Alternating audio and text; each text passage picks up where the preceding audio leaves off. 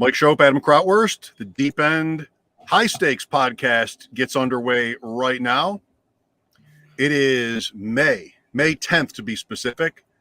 Here in Western New York, much of the Northeast, it is the first week of summer almost, Adam. Like, we're at 80 degrees today, and I'm taking advantage, sitting outside here in Grand Island, New York, Niagara Falls, Canada over my right shoulder. I'm not at the Lobster Roll tonight in plush studios powered by Draft Sharks. We are going to talk best ball stacks as the best ball tournaments, Underdog, FFPC, well underway. The football guys underway. Main event pretty soon. Also, a couple of interesting situations around the league. And at the beginning, talk about pros versus Joes, as we'll be back in that field this year. Both very excited. So feel free to drop in questions or comments on YouTube or for the future. That way, listen on Spotify and do that. So let's get going, Adam. Welcome to the Deep End.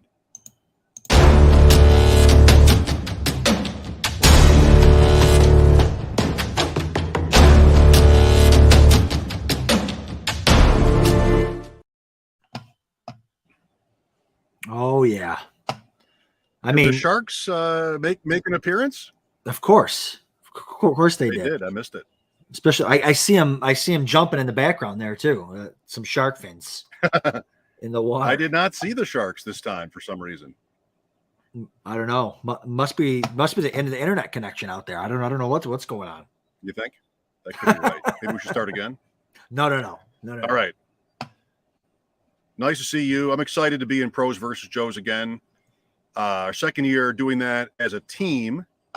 And I thought it'd be fun to look at last year's draft. We picked first in that thing. I think it's fun to look at. You go back 3 or 4 years, maybe you can't even really sort of process it.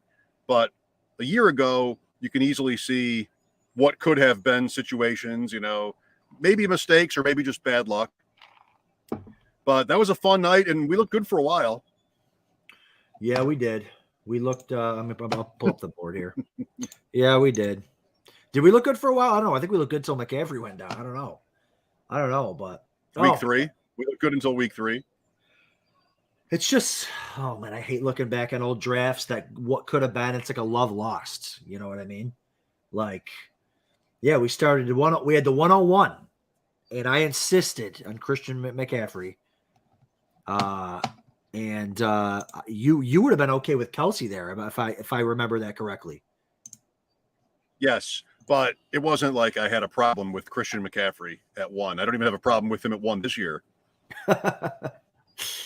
And then we came back around, and this is FFPC, right? So this is tight end premium. It's not super flex. I love that we're at a point in life where we have to remind people that it's not super flex. That's where I want to be in life, because that super flex is a thing now. But you are a super flex loyalist. Ooh. But I think, are you not? I mean, I am. No, I definitely am. You love it. I am. I think drafts are more interesting this way. There's really much less strategy in super flex for quarterbacks. I mean, we've been in them together. They just get pounded right away. Yeah. Here, there's a little bit more of an art to it. Wouldn't you agree? Like, jump early, Mahomes or Allen, and maybe round 3, or then that next tier. It's more like tight end tends to be. I don't know. I know why people like Superflex. I don't not like it, but I do like there's a little bit more strategy, in my opinion, this way. Yeah, I think it depends on what type of, like, if you're in a type of league where you have to start 3 receivers, and maybe it's tight end premium, but it doesn't even have to be tight end premium. If you're in a league that starts 3 receivers now, I mean, you're still hitting quarterback early, but you could also hit receiver early. If it's best ball, you could also hit running back early, because receivers, you can find a lot of touchdowns in the mid rounds with receivers. So, yeah, I mean, I still, you're right. Quarterbacks do go really early in Superflex, as they should, but I just like the idea of valuing the most important position in sports. So, yeah, maybe there's another way, but so we went McCaffrey at the 101, and then when it came back around to us at the 212, we took Aaron Jones and Kelvin Ridley at the 212 and 3-1. At that point, Jones was going what? Like, was it Jones or Ridley that was going 4 or 5 picks higher at that point? I think they both were. The way I Both remember were, that, yeah. and we could watch it back if we wanted, but it felt like Jones was kind of obvious, and then Ridley too. Why did they get pushed down? Like, I don't know if I could answer that question right now. Like, who pushed them down? Maybe Michael Thomas, maybe Edwards-Helaire. What was Edwards-Helaire? Yeah, it was last year. So yeah, Edwards-Helaire. He was going at the 2-3 turn. Joe Mixon sometimes was going in the third round. Michael Thomas, definitely. Michael Thomas was going in the third. This was obviously before the him, saying that he wasn't going to play or whatever. So that was, he was going in the third round. So yeah, there was some guys that jumped up that normally weren't there. Gibson, maybe a little bit too. So, but yeah, so we went Jones and Ridley. And then we probably made our worst pick. I mean, Ridley killed us anyways because, he had said to sit out most of the year. But Jones was probably our worst pick just from a performance standpoint. He was hurt a lot. Julio Jones, yeah, sorry, at the 4-5 turn there. He was hurt a lot, but when he played, he wasn't very good.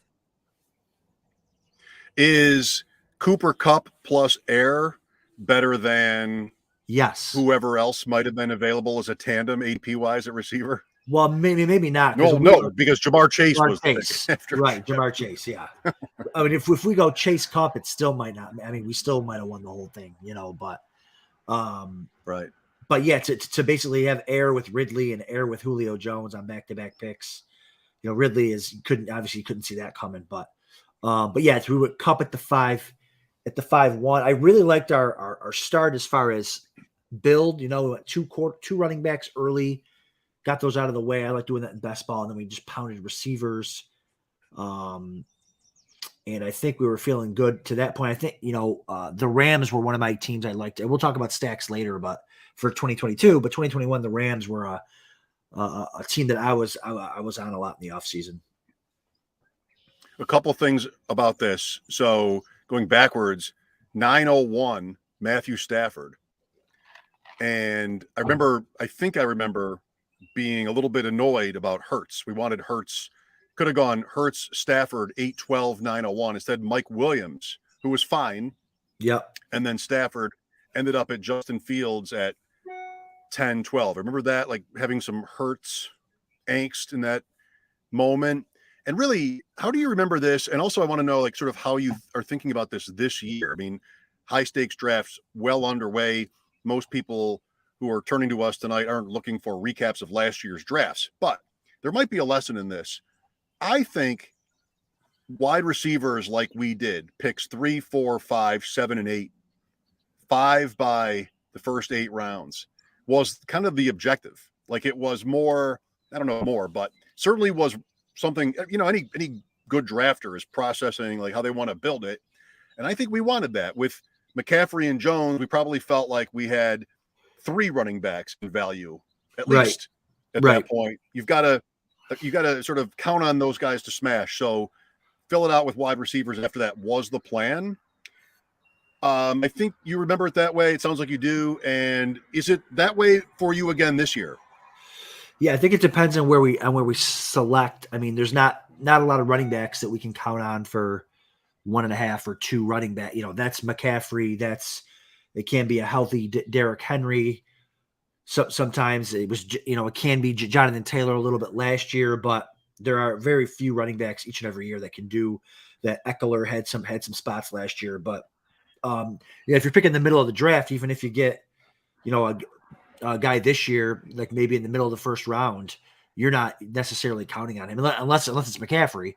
You're not necessarily counting on Najee Harris for 2 running backs worth of points. So I think it really depends on where you're at.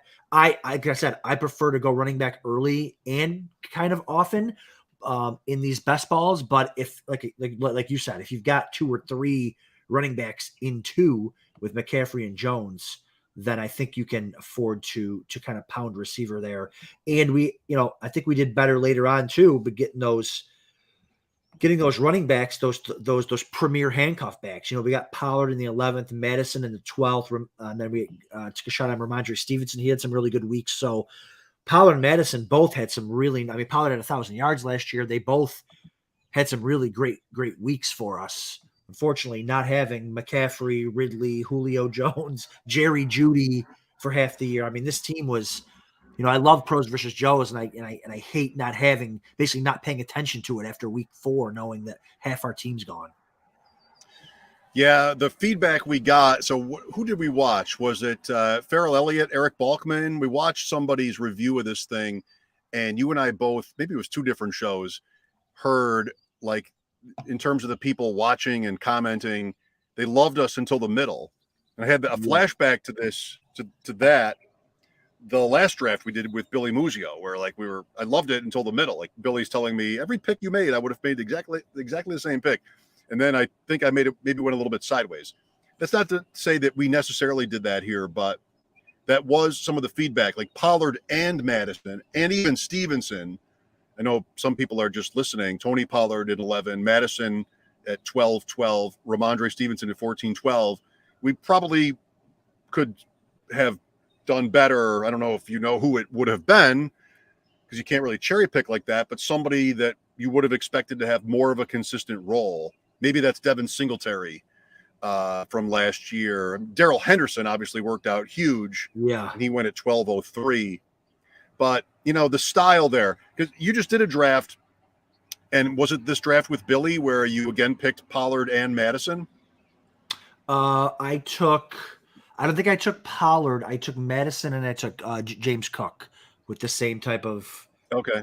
I might have gotten Pollard. I do take Pollard a lot still, because I don't want just a handcuff back that's going to get me nothing, like get me RB3 numbers. I want a handcuff back there are handcuff running backs that are as good as the starter.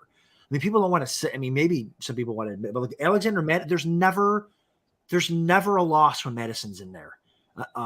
Dalvin Cook gets hurt. Madison's an RB1, top 3, like multiple weeks. Pollard rushes, for 1,000 yards. Pollard was even more incredible because Zeke still didn't.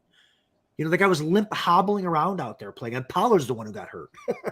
So like plantar fasciitis or something. They are different from each other, right? They are different from each other. Pollard got plenty of usage, and Madison was really only in the case of injury.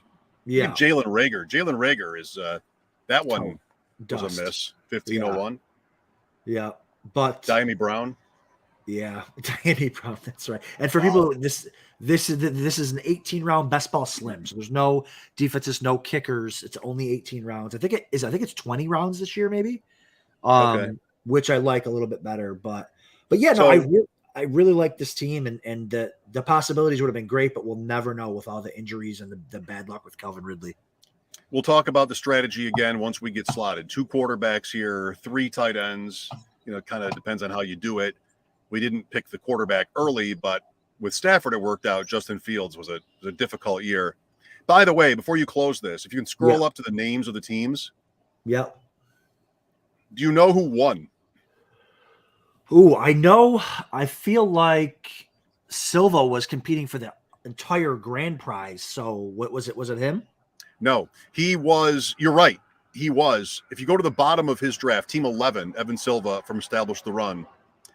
Talked about him on WGR today. If he happens to be watching, he might want to know that. Who is the pick that's covered up by the sponsored by Draft Sharks tag? Do you know? Cordero Patterson. Patterson was winning him this tournament for a while, but he did get run down. Let's see. Why would that have happened? Go up to, there's Fournette. Well, is it Akers, Mahomes, Montgomery, Deion? He lost Jackson. Who was his backup quarterback? He had Lamar Jackson, who didn't play the last 5 games. He had Lamar, Sam Darnold, and Cam Newton. Yikes. Ouch. Like, he got zeros. Oh yeah. Right? That cost him the league. He got zeros at quarterback. How was he to know? It's funny he had Darnold because he was always ragging on Darnold, Evan. Actually, Team 10 won. Jeff Tirabassi, one of the Joes, won. Oh, there's Billy at 9. Yeah, there's Billy at 9. Yep. So the Burrow, how do you like that? Another Burrow team won big money. I know. Burrow. So we started Football with guys, main event. Diggs, Chubb, Lamb, Moore, Higgins, Goddard. It's funny. In best ball is the interesting thing about best ball, man. You don't have to have the best players. You just need your players to be healthy and to do well, like average to good. Like, no one. He didn't have the Cooper Kupps. He didn't have the big time players that went absolutely crazy. He just had solid, consistent, good players. Jalen Waddle was his guy, I guess, in round 10. Yep. Did he have a third tight end?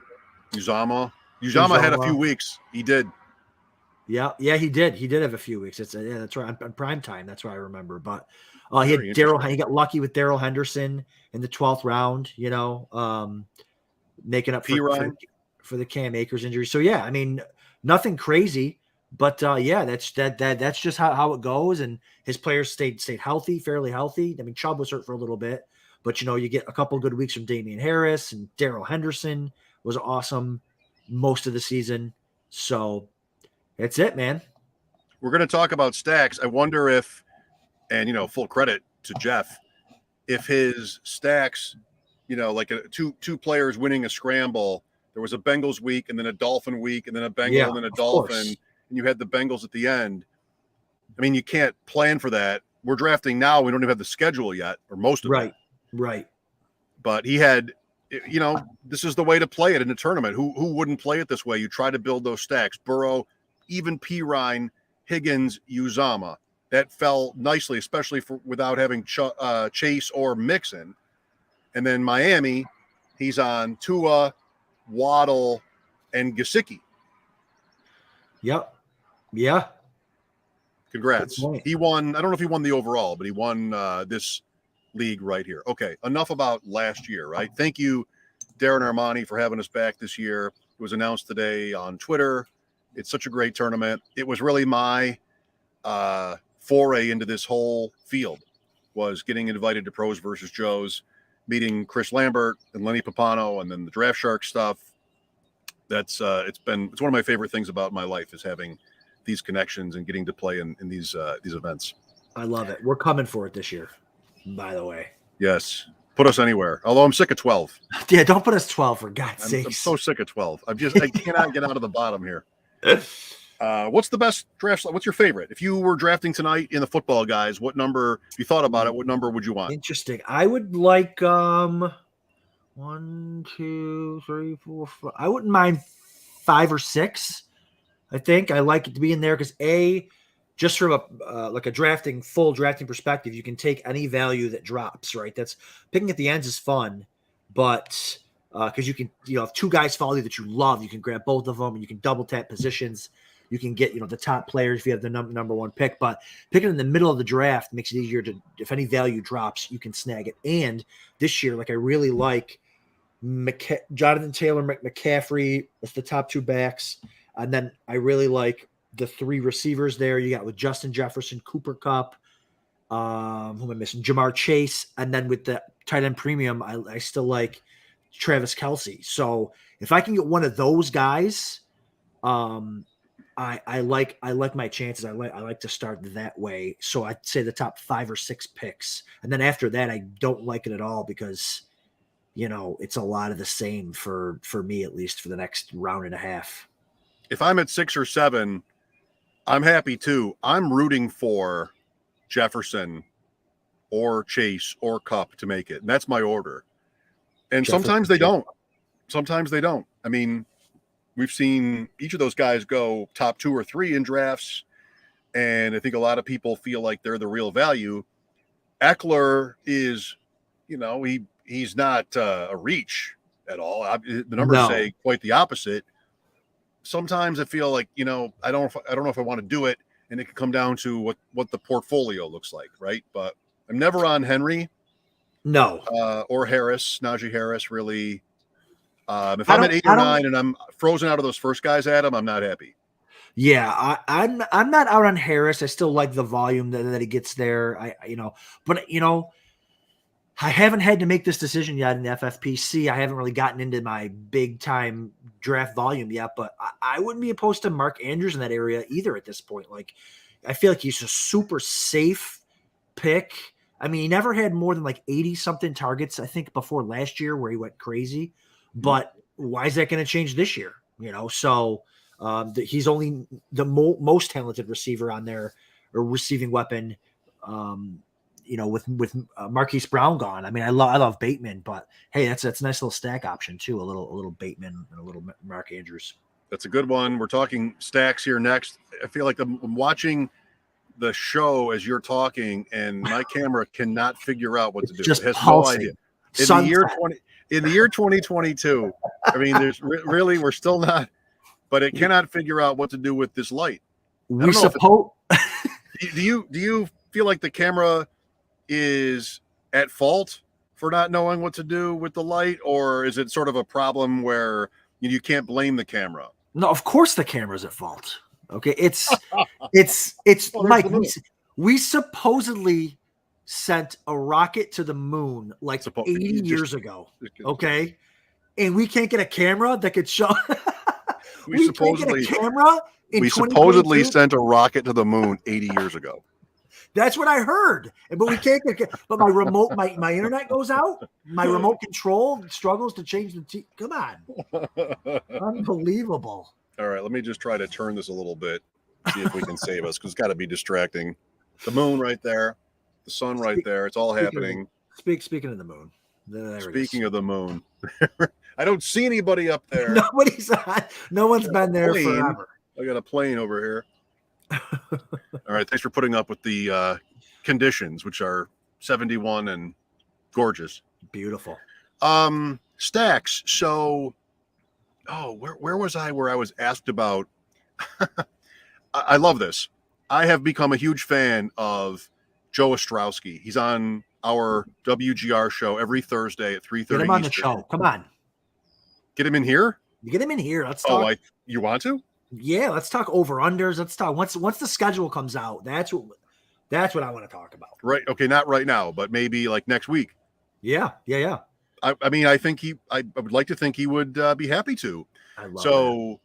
He is the host of BetQL Daily, and I was on his show to talk about something, the Bills probably, and he mentioned, because he knows a little bit about me from having been on with us since August, and he mentioned high stakes fantasy. He's like, so who are some stacks? And I feel like I choked a little bit because I was trying. You can't just say Kansas City.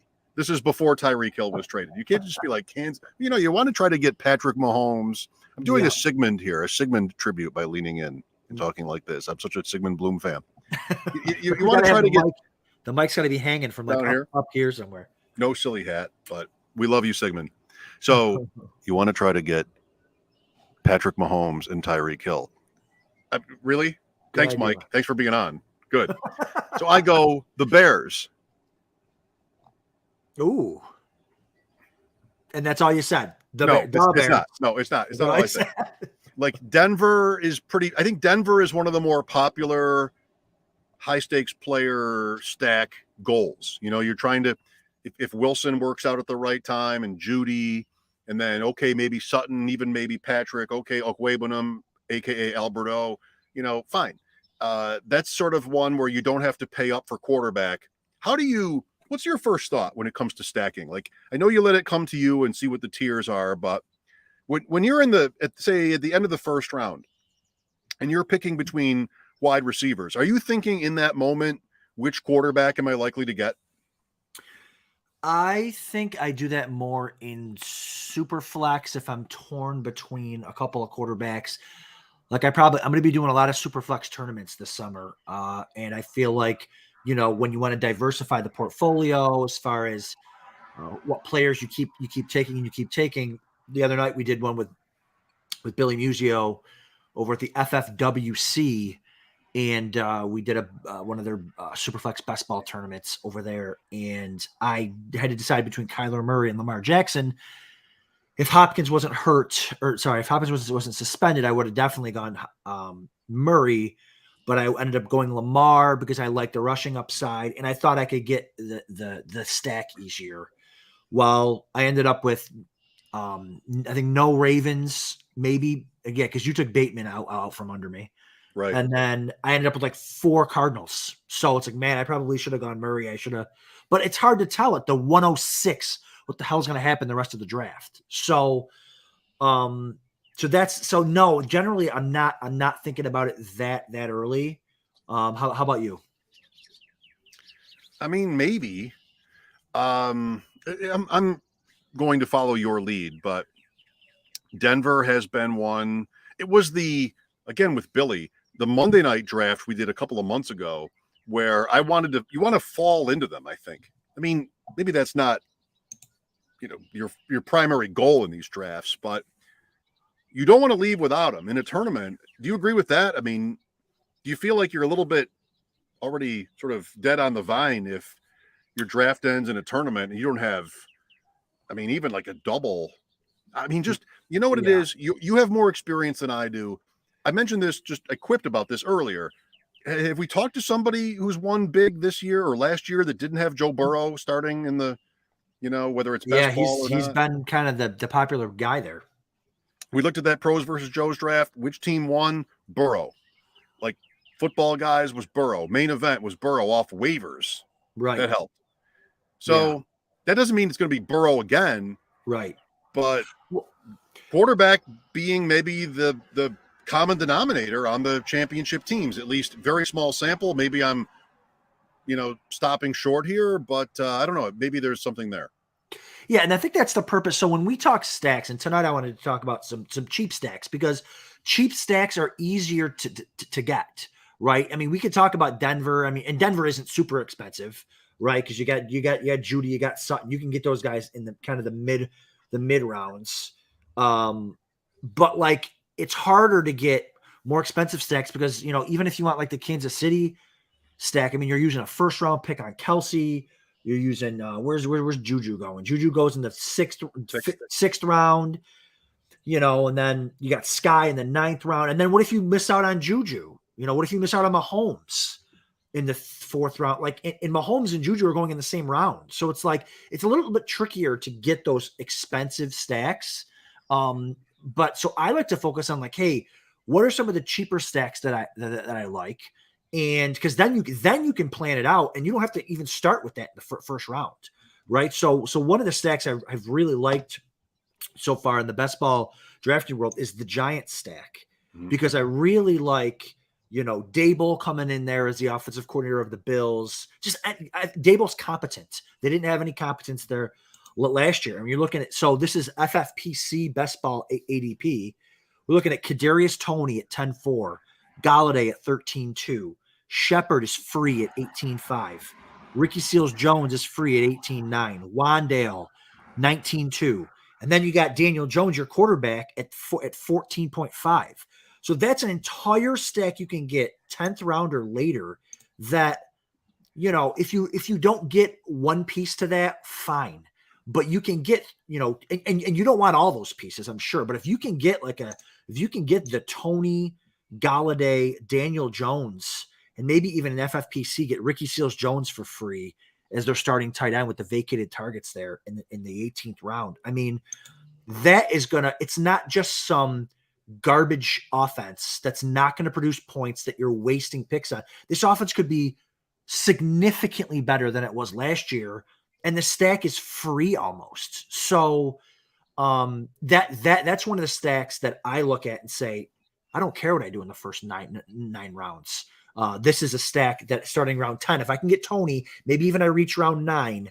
If I can get Toney, I can start that Giant stack. First of all, too soon. Some very bad bare knuckle memories with the Giants. It's still only May. I'm not ready to talk about the Giants. I think the NFC East is very interesting. I wouldn't say Chicago on Joe's show anymore. But the Giants are on my list. So is Philadelphia, maybe more obvious. And so is Washington, even because I think Carson Wentz is at the last, saloon here. And he's got McLaurin, who's great. Maybe Dotson works out. Maybe even Curtis Samuel works out.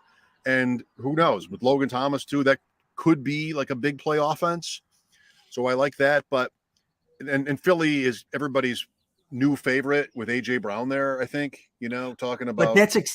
but that's like I feel like that's an expensive stack, more Right. expensive. I mean, AJ Brown's in the third, and then if you miss out on, I mean, in FFPC it's nicer because you can get the tight end there really with Dallas Goddard. I mean, Goddard might be the number one player that you want in that stack. You're probably going to want Goddard because he's going to be the more consistent. Whereas you might get an 8-8 AJ Brown week, and then you get a week where it's somebody else. Maybe it's a Miles Sanders deep screen pass or something like that's a little bit harder than it would be to get kind of one of these cheaper stacks.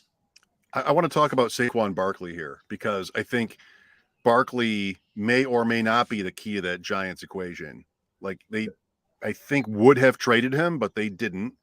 They might want to trade Tony. The fact that Jones' fifth-year option was not picked up is one thing that worries me about this, because before that happened, that was right before the draft, I was right with you. Bare knuckle, scar tissue notwithstanding. I was like, let's go. I mean, all the reasons you said. Galladay is super cheap. I mean, Galladay is good.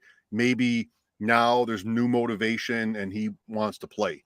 But Jones is far from proven, and they were willing to let him walk, after this season. The franchise tag, but no commitment, to say the least.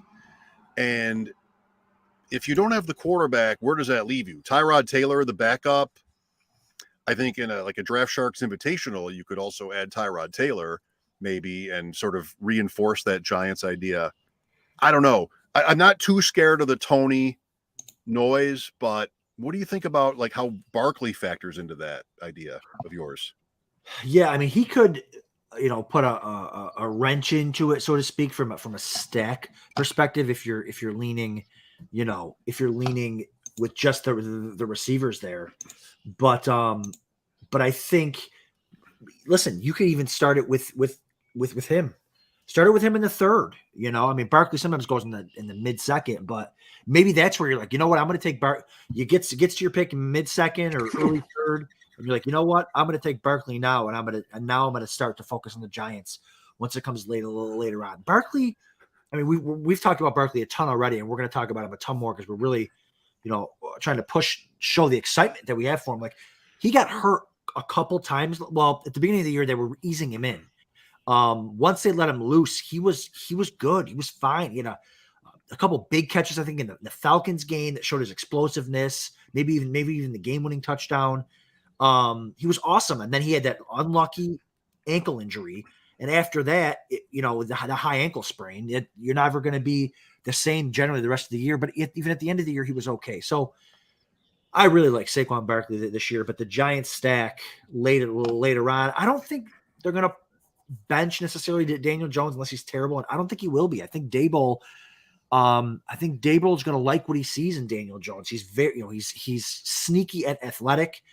And I think, I think Daboll has a plan for him for sure. I think they built around, I don't want to say they built around him, but they didn't pull a Justin Fields Bears, like you were saying, where they just didn't add anything and hoping, it's almost like they're hoping Fields fails.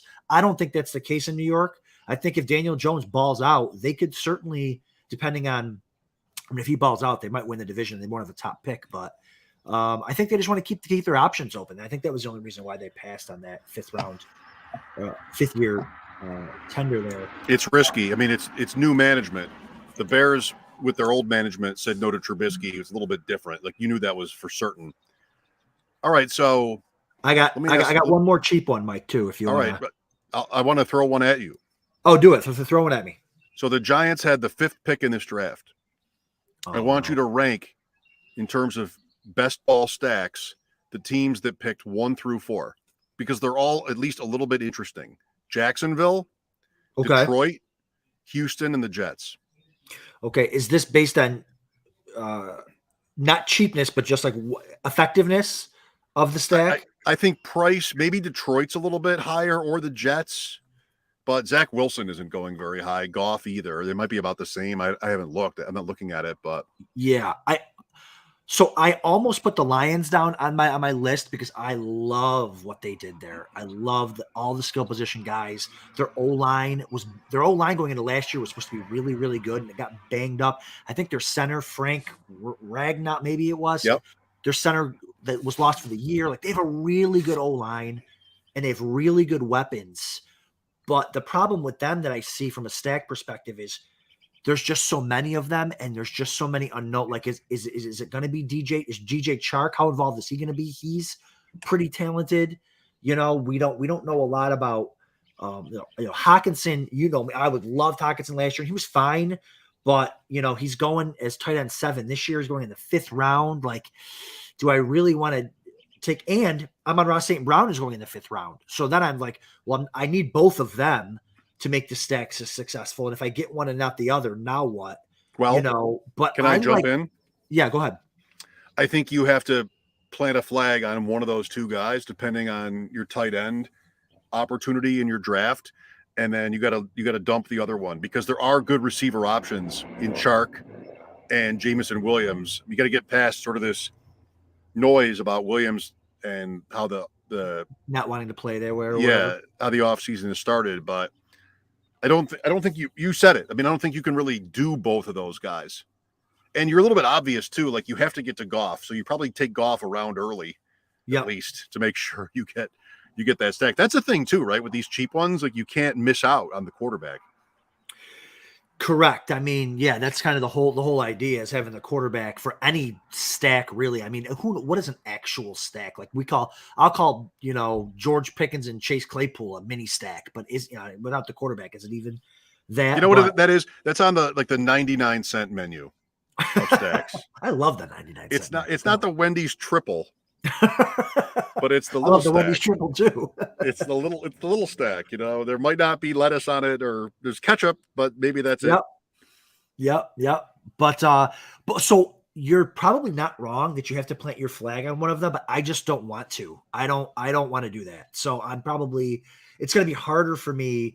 Like I would rather have Goff and maybe like a weapon falls to me.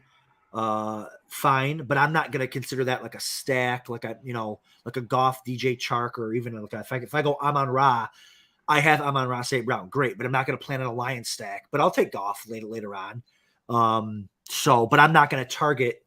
I wouldn't consider that a targeted Lions stack. So I would say the Lions, though, to me are probably the most exciting out of the ones that you said. Texans, no thanks. Who are the other ones? Jets and who else? Jaguars.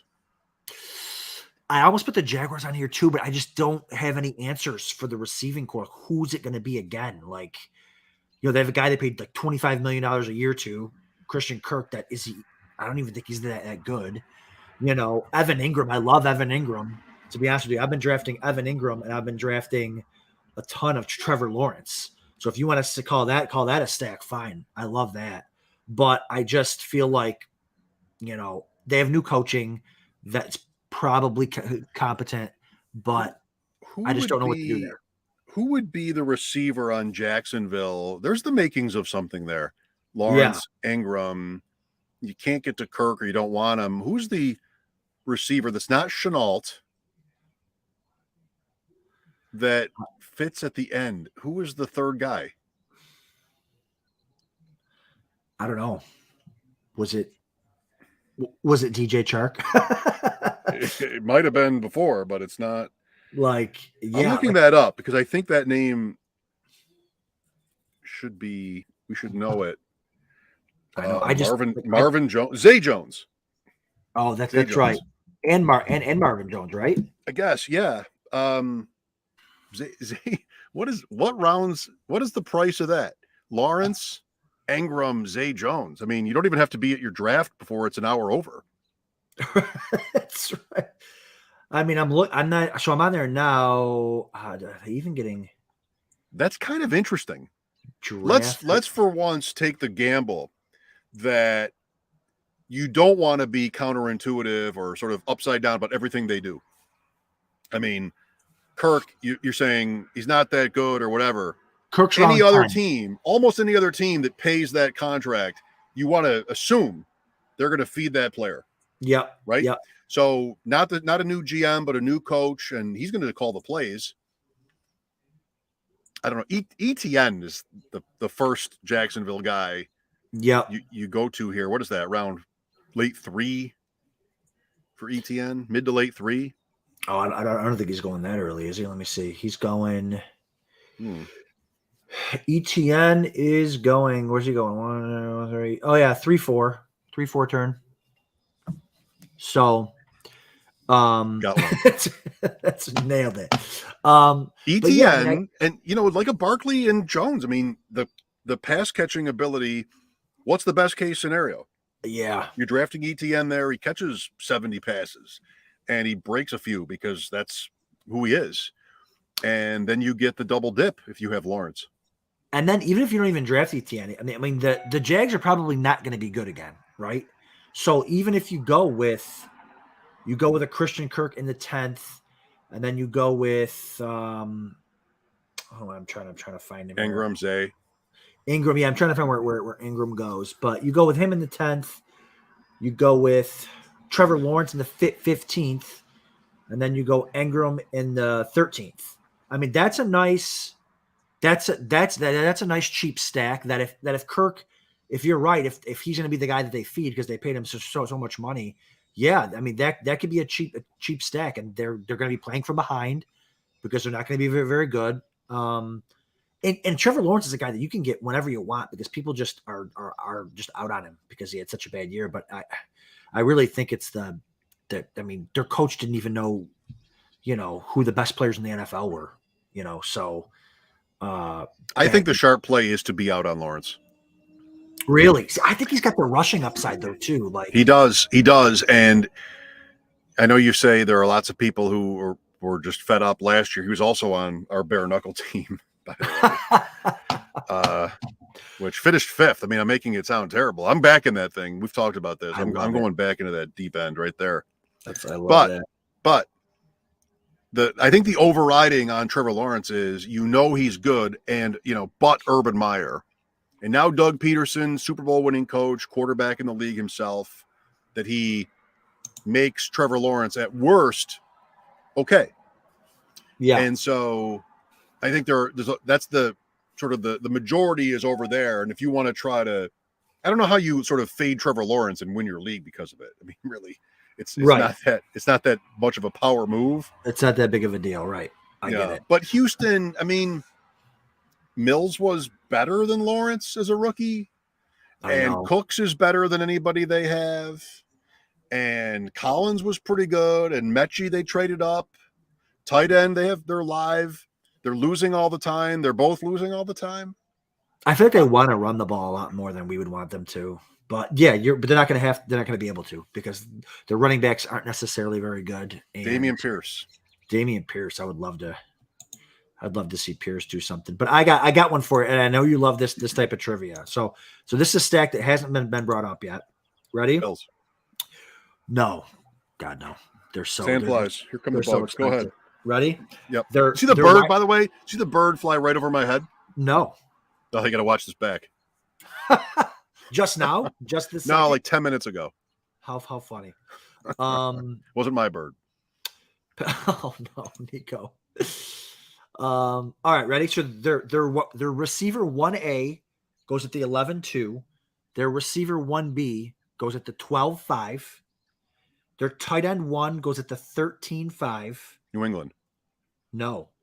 Ooh. Their receiver 1C, because we don't know who the number 1 is, it goes at the 19-1 for free. And their quarterback goes at the 9-2. Tennessee? No, it's later than Tennessee. Right? Or no? Tennessee? It's not Tennessee. It's later than Tennessee. Cleveland? Nope. NFC. Hall of Fame quarterback. Rodgers. Packers, baby. That's a stack that's like, if you believe in Rodgers, like, you don't even have to believe in any of the other players, Lazard, Watson, Tanyan. Right. You don't even have to believe. You just have to believe in that he's going to throw 40 touchdowns. They're going to catch them. It's so interesting.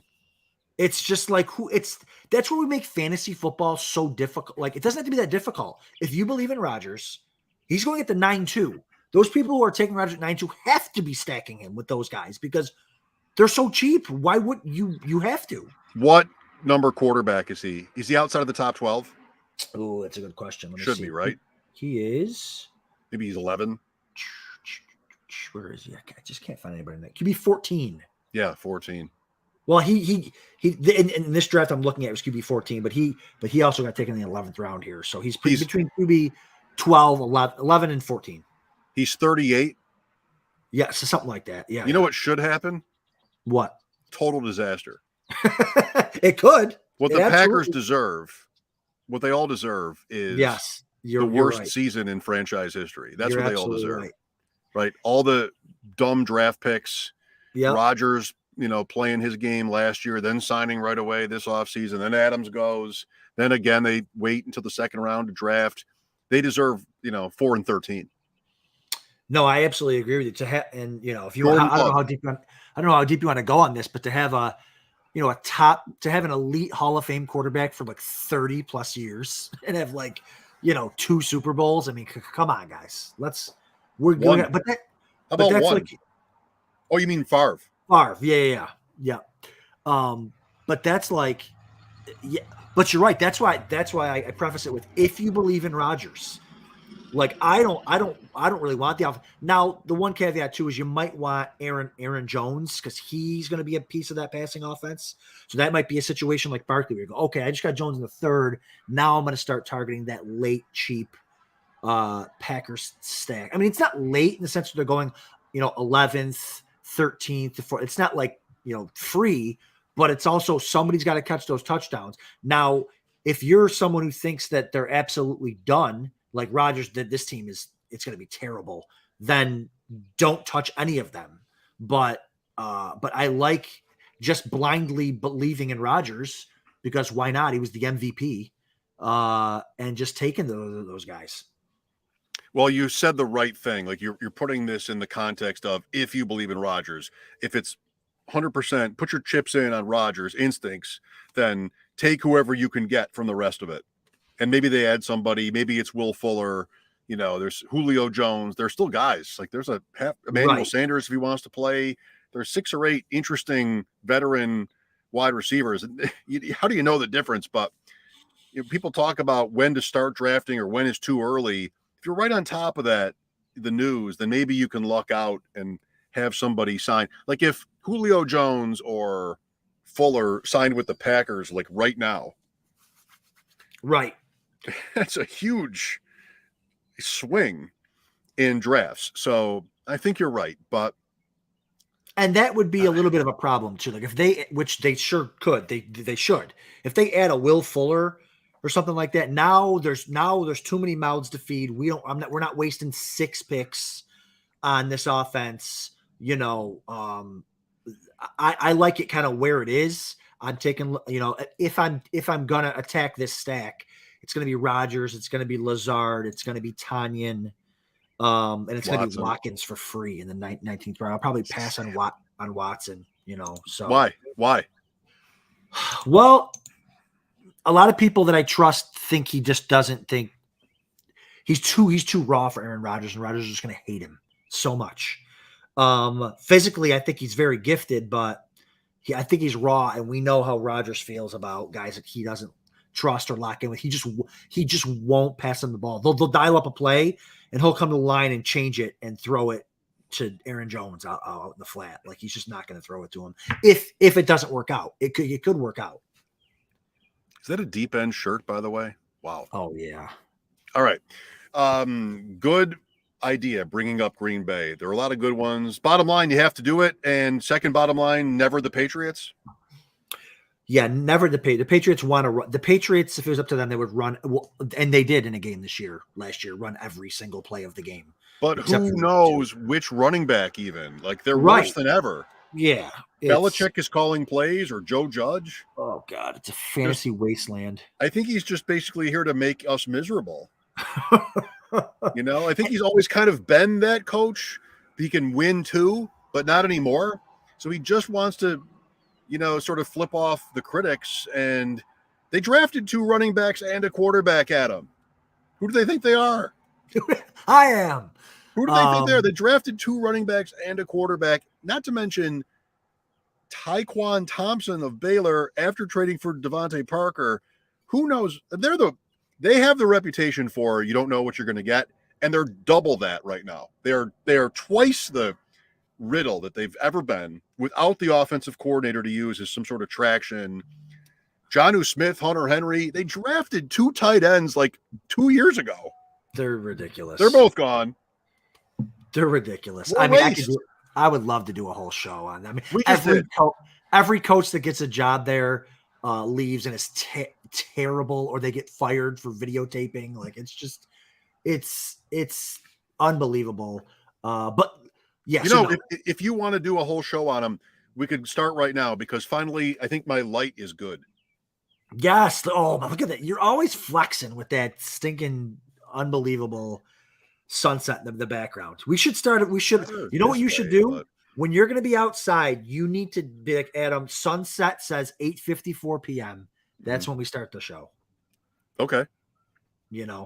Thursday. It's supposed to be 80 and sunny again. So on Thursday, if you want, we can go by the sunset. Go by the almanac. The almanac will tell us what time we're starting. Offline. But I think Thursday, I know it's our dynasty night, but I'm dying to do an NFL schedule show reveal. Oh, right. Would that be fun or what? That'll be done at 8:05. The schedule will be out at 8:05, and we'll come on. We can open the almanac and determine what time to start.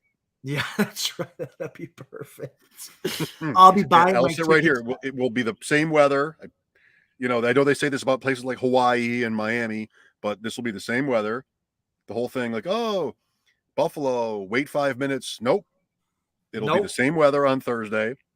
Are you ever around people who are like, oh, the weather people got it wrong? You realize how rarely they do get it wrong, actually? I'm the. Uh-oh. Sore subject. Listen, everybody else, not Adam. Yell at your kids. Mute your mic. How many weather Never people be the person that what? How many weather people do we need? Isn't there like an app that we don't like that'll just tell me what? Like, I don't look at the Hawaii weather person. I just look at an app to see what the weather is in Hawaii. Like, isn't there a computer telling us what it's going to be? Different point. You're trying to move the goalposts on me. Weather analytics. See, I'm a big weather analytics guy. Okay. Everybody's been at a party in the last week where somebody, like, the temperature was wrong by 5 degrees, and somebody goes, "Oh, what a surprise!" It's the worst point in human history. They have the science. They are right almost always. Once in a while, it rains when you didn't think it was going to. That happens. Like, why would that be such a? It's Mother Nature. An outrage. It's Mother Nature. I mean, they're off by 2 degrees sometimes. Like, well, what? It's good. I'm going to be out here Thursday. We're going to start where the almanac says to start. Okay. And I will show you. I mean, of course, you don't need me to make this point. Listen, 52 minutes. Michael Thomas. What do you think? Can you trust him? No. See you next week, guys. There are other good receivers in that same range. Do you have his ADP? I do. It is. Give me 2 guys above him, 2 guys below him. How do I have 2? Because there is a good chance that he's value. If he's Michael Thomas, he was wide receiver 1 2 years ago. I know, but he had a Hall of Fame quarterback who was. All right, let's see. Michael Thomas, where do you think he's going? Because you're pretty good at this. 30. Where is he? He's going in the 5th round. Wide receiver 30. He's going at the. I'm looking at the. It doesn't have the numbers on there, but he's going at the 5-6 turn right there with Allen Robinson. I'll count though if you want to talk. Yeah. All right. 6, 7, 8, 9, 10, 11, 12, 13, 14, 15, 16, 17, 18, 19, 20, 21, 22, 23, 25. Oh, okay. The wide receiver is 25. So if the meteorologist said 30 and it was actually 25, people would rip the meteorologist. That's way off. Way off. Okay, ready? It's going to be 30. Michael Thomas or Mike Williams? Thomas. Michael Thomas or Marquise Brown? Thomas. New team. Allen Robinson. No, well, I don't want to upset you, but close. I mean, I like Robinson. I get the argument for Robinson. He was a dog last year. You can't blame everything on the Bears. You know, 4 or 5 years of how he's so much of a victim. You know, show up. Cortland Sutton. I like Sutton. Me too. Depends on the build, but listen, there's huge upside with Thomas. The risk is, does he want to play for the Saints? How deeply rooted is the rift? New coach? I don't know. I mean, Olave, 2 Buckeyes. Maybe he sort of gets into it. And I thought about that. I've thought about that. See, I thought that I would have the Buckeye argument, and you would say these guys don't stinking care about playing with Buckeyes. But I can buy the Buckeye argument. So here's my question. Why don't we just wait? How high? What news is going to come out that Michael Thomas? What possible news could come out where Michael Thomas would shoot up 3 rounds of ADP? I say if you want Michael Thomas, if you're intrigued, I would just wait and take him like when he shows up to camp, and he's looking like he wants to play. How much higher is he going to go? A round? Okay, I'd rather wait and take him at the, early 4th than take him now at 5-1, or something like that, and have him not want to play. Okay. I could be wrong. I mean, how much higher do you think he'll go? Mid 3rd? No, he doesn't go that much higher because what will change? That's what I'm saying. Yeah. But I like this point. Darren Armani had a chart about how the bad news on Thomas. I'm always, I should be over here with this, air quotes. But there was a little bit of negativity toward Thomas and his injury. He's going to be ready. And Fantasy Mojo tweeted, drafters didn't seem to care. You knew they knew about it, but they didn't seem to mind. So that would suggest what? That people think Thomas is at his floor. They're willing to take him. They're willing to take him where he's going anyway, over the likes of Cortland Sutton. And I don't know. He's not your wide receiver 1. You're doing that. You might be thinking draft 2 or 3 more in the coming rounds. Well, what's interesting too is I'm over here talking Thomas. I took him. The only Football Guys draft I've done this year, I took him. We did that live last week or 2 weeks ago. Now I don't even know anymore. And I took him as wide receiver 22 at the 5-4. So I took him over Mike Williams. I took him over Allen Robinson. And I think I said that was a big mistake. I thought Robinson, based on ADP, could have fallen back to me at the end of in the mid 6th, but that didn't happen. But you drafted Jameis? Did I draft? I drafted Lamar, and I think I just waited. Yeah, I just took Lamar.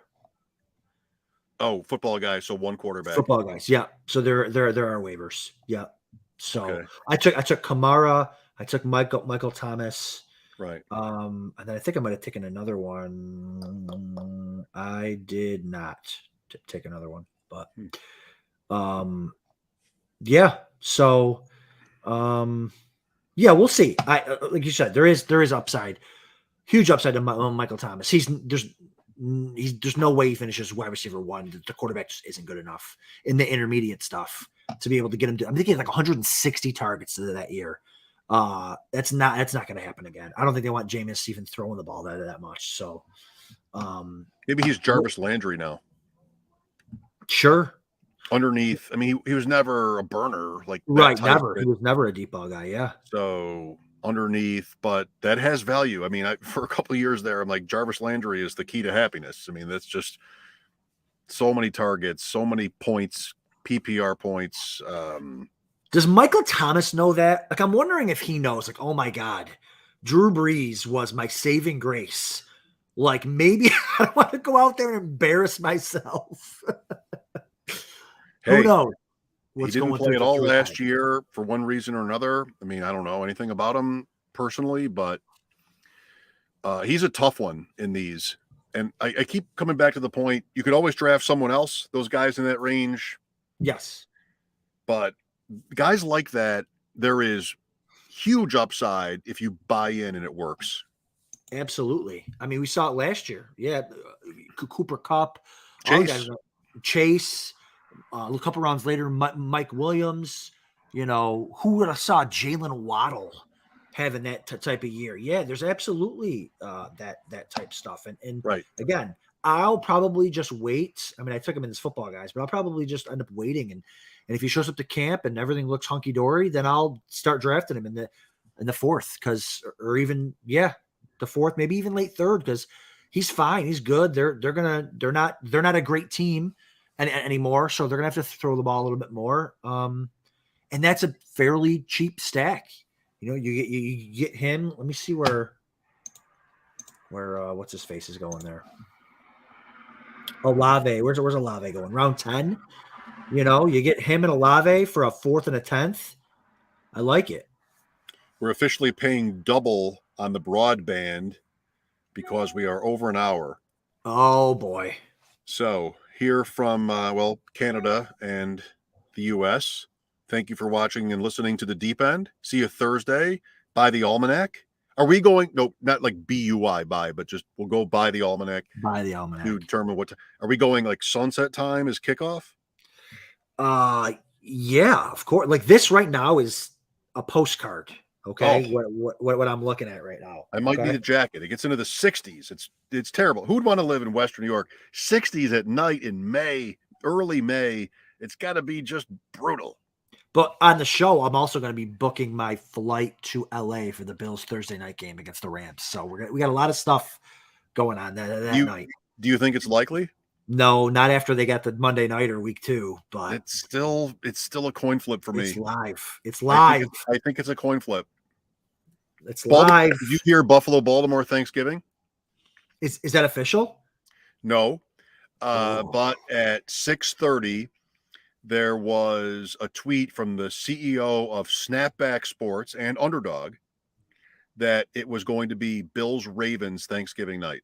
Oh, my. I don't know if that's changed. Where is that? Ashland, Massachusetts. Neutral site. No.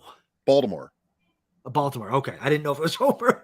I'm like, Ashland, Massachusetts. Like, what are you talking about?